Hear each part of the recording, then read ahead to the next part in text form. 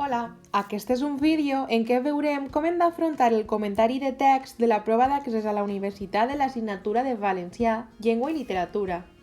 Què explicaré en aquest vídeo? Dins la cohesió veurem els recursos expressius literaris. Els recursos expressius apareixeran a l'examen de la següent manera.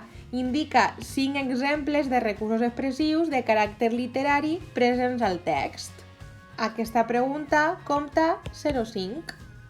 I què són els recursos expressius? Són ferramentes que utilitzen els autors per a generar certs efectes d'estil en els seus textos. A continuació veurem alguns més destacats.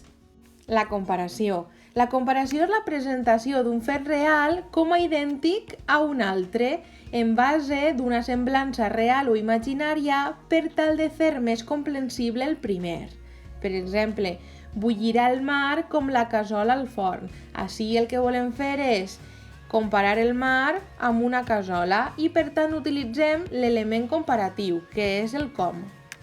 La metàfora. La metàfora és la comparació extrema en què se suprimeixen els comparatius i s'identifica totalment o parcialment un concepte amb un altre amb el qual manté una relació de semblança. La pura neu del coll. Ja directament no apareix el com. La metonímia. La metonímia és l'ús d'una paraula en lloc d'una altra amb la qual té una relació. Aquesta relació pot ser de causa-efecte, part-tot, de continent-contingut. Un exemple pot ser: Alemanya distribuirà aliments en països necessitats. Així podem observar Alemanya és una metonímia perquè no ens referim al país, sinó al govern o a qui siga. Un altre exemple és: vull beure una copa. La metonímia seria copa, perquè no te veus l'objecte en si, sinó el líquid que n'hi ha dins. La personificació. La personificació és l'atribució de qualitats humanes a coses o éssers que no ho són. Per exemple, sospira amb homes i arbres la campana. Una campana no pot sospirar. La sinestèsia. La sinestèsia és l'associació de dos elements provinents de dos camps sensorials diferents. Per exemple, i va estar hores contemplant la calor dels seus somriures. Tenim ací la calor del tacte i la vista dels seus somriures. La ironia. La ironia és l'expressió d'una intenció amb un llenguatge de significat aparentment contrari al sentit que s'afirma, com a retret o burla. Per exemple, sense la teua ajuda no sé què hauria fet. Així es vol expressar tot el contrari, dir que no li havia ajudat. Polisíndeton.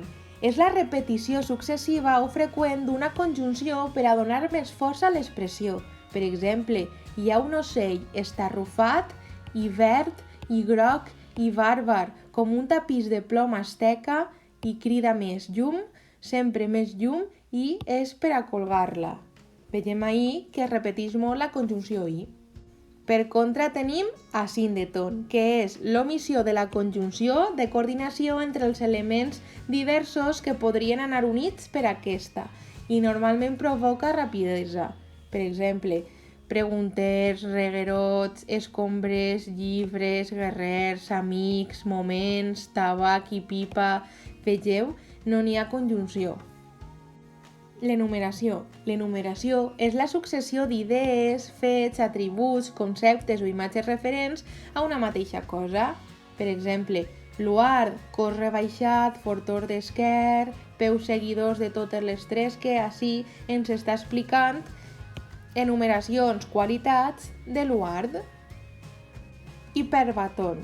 La hiperbaton és l'alteració de l'ordre lògic de la frase. Per exemple, aleshores, sense donar-me ni temps de respirar, em va donar un paper. Observem que l'últim element en aquest cas és el verb. I fins ací alguns dels recursos expressius més habituals. Moltes gràcies!